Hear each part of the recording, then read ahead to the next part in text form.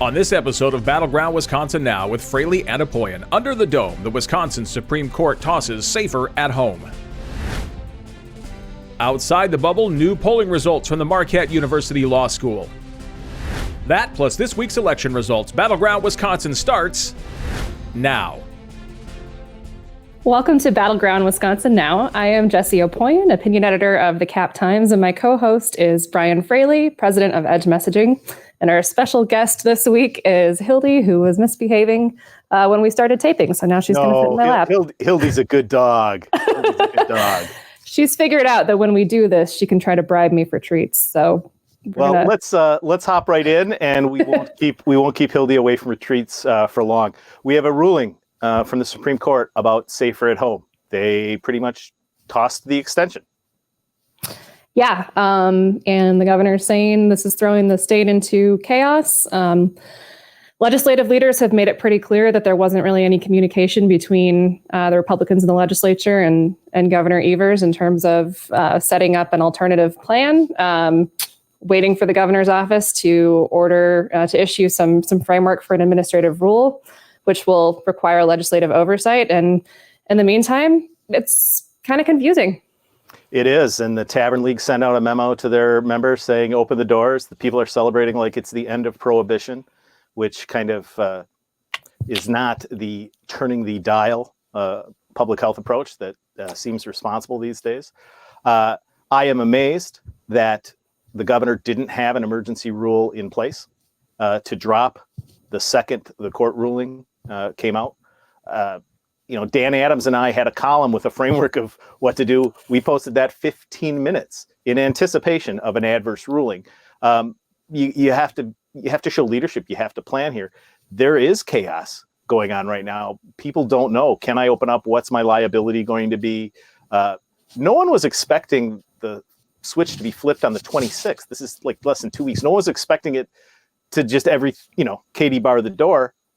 But that's what we have right now. I mean, you look at some of the tweets and viral postings on social media last night. There was no social distancing going on in these places at all.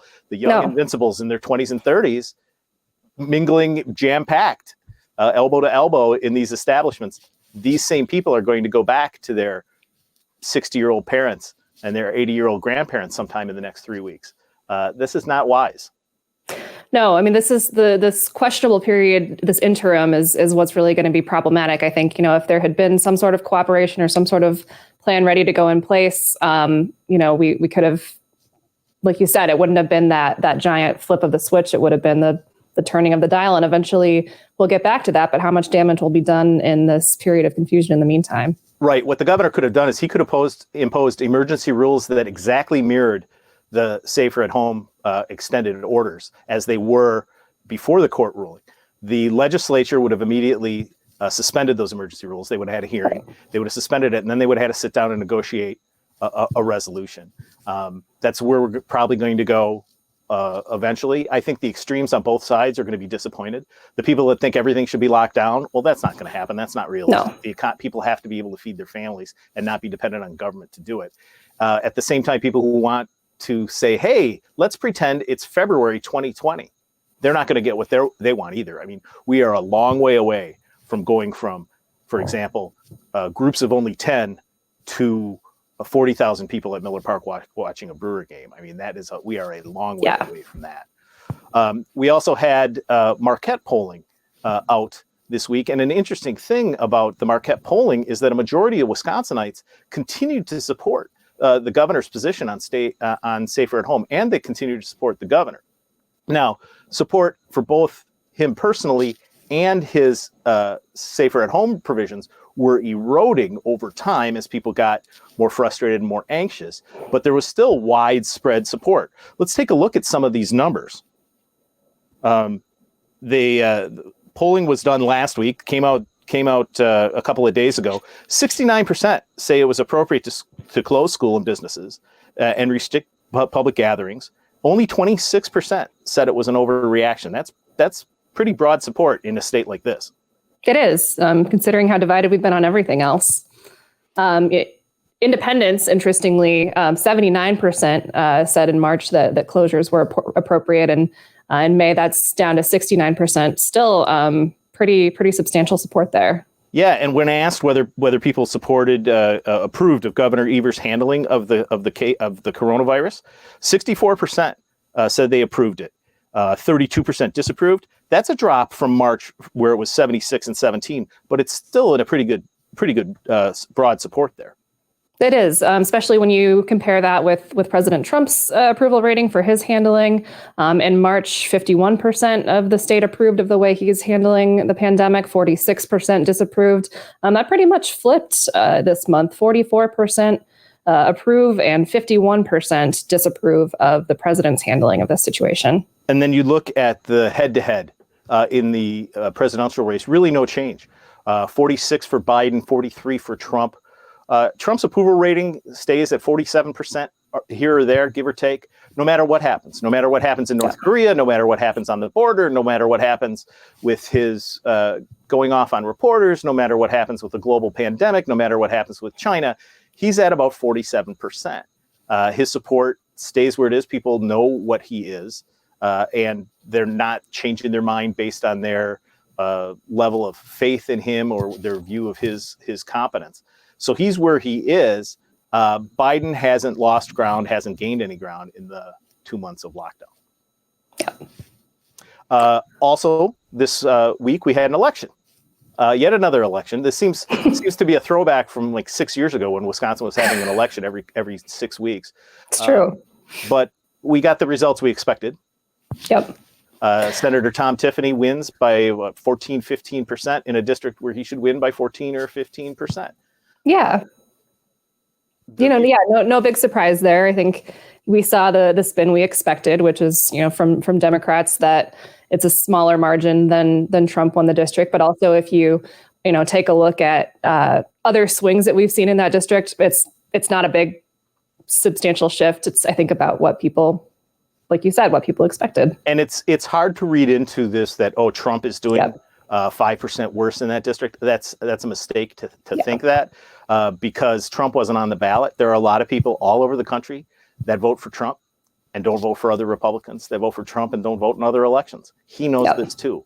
We're going to be doing this show through November because Wisconsin will be a battleground. There's such a small sliver of persuadable voters, and millions and tens of millions of dollars are going to be spent trying to persuade them. Yeah, we may have been the center of attention for reasons we didn't like these last few months, but I think we're going to finally see some of that attention coming through on the importance of our election heading into November. All right, Jessie, now's the time in the show where we talk about what we're looking out for. So what are you watching out for? Well, as this order is lifted and as the two sides kind of work out their agreement, I'm watching for just how people behave. I mean, some other takeaways from the Marquette poll is that a lot of Wisconsinites still aren't really comfortable being around a lot of other people. The 77% did say that they'd be comfortable going to a friend's house, visiting family, but then that dropped down to 56% comfortable shopping in a large store.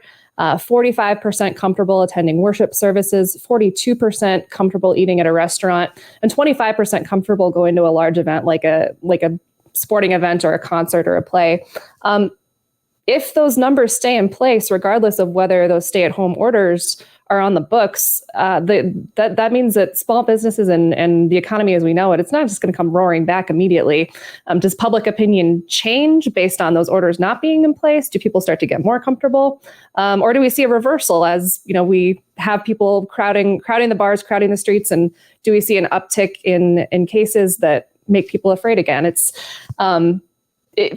proof, I think, that the orders are important, but people's attitudes are still not recovered the way that we might like to see if we're expecting things to go back to normal. That's right, and the orders don't matter if people don't comply. It really comes down to the behavior of a society and consent of the governed. So it'll be interesting to see how that plays out. So I'm looking for heroes. Okay, we've seen a lot of them in this crisis on the front lines, the first responders, the nurses, the doctors, the long haul truckers, the people who are working at grocery stores. We've seen a lot of heroes, and now we need some in the political class. We need men and women to work together to not let perfect be the enemy of the good, not anchor themselves in some sort of ideological purity, but pass a bipartisan plan that protects public health.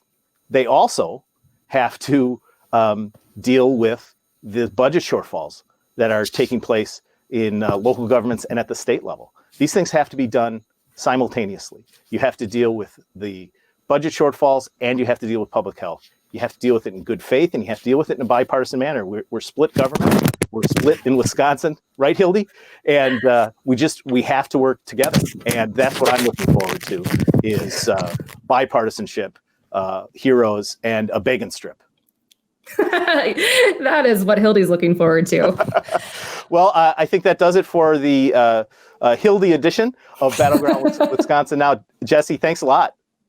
Thank you, Brian. We'll talk soon. All right. Until next time, this has been Battleground Wisconsin Now with Fraley and Opoien.